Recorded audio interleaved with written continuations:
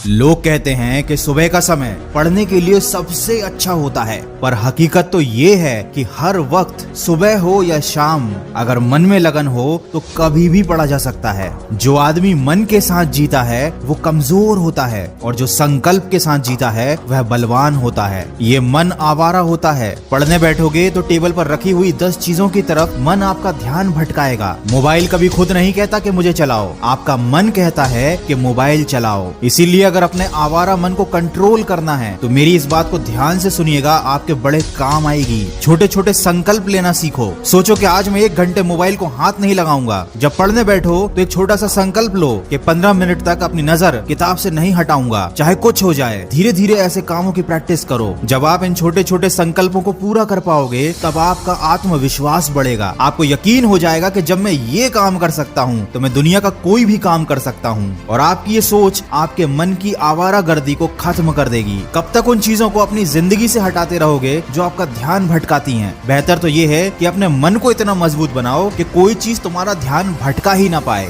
वो कहते हैं ना, सड़क से कंकर हटाने की जगह पैरों में जूता पहन लेना ज्यादा बेहतर होता है। किसी ने क्या खूब कहा है, मौत तो सबको आती है पर जीना हर किसी को नहीं आता। देखो, अभी तुम्हारे पास मौका है अपनी लाइफ बनाने का, और ये मौका आने वाले समय में तुम्हारे पास नहीं रहेगा। और अगर तुमको अभी भी पढ़ाई बोरिंग लगती है तो इसका मतलब ये है कि तुमको आज तक पता ही नहीं चल पाया कि तुम पढ़ क्यों रहे हो। पढ़ाई बोरिंग होती है, सच बात है, बिल्कुल बोरिंग होती है। इसमें कोई मजा नहीं, कोई एंटरटेनमेंट नहीं, कुछ भी नहीं। लेकिन सोना भी तो बोरिंग होता है। इसमें कौन सा एंटरटेनमेंट, कौन सा मजा होता है? खाना खाना भी बोरिंग होता है, लेकिन जब नींद आती है तो सोना पड़ता है। भूख लगती है तो खाना पड़ता है। तब एंटरटेनमेंट और मजा, ये सारी बातें मायने नहीं रखते, क्योंकि इनकी जरूरत नहीं है।